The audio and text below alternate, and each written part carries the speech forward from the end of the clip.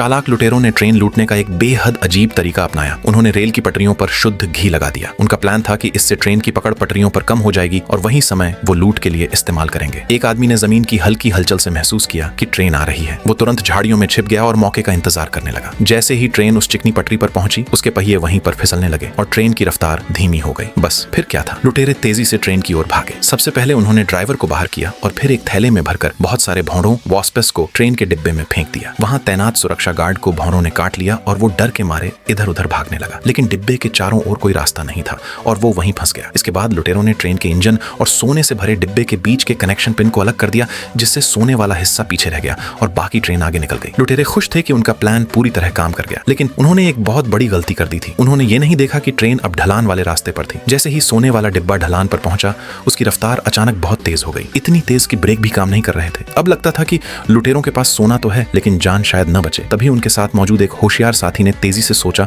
और एक मजबूत रस्सी निकाली। उसने उस रस्सी को ट्रैक के दोनों तरफ फैला दिया और उसे पास के 2 मजबूत पेड़ों से बांध दिया। जैसे ही सोने से भरी ट्रेन वहां पहुंची, पेड़ अपनी जगह से उखड़ने लगे, लेकिन आखिरकार ट्रेन रुक गई और सबकी जान बच गई। आखिर में वो लुटेरे अपने तेज दिमाग की बदौलत ढेर सारा सोना लेकर एक मजेदार और ऐशो आराम भरी जिंदगी जीने लगे।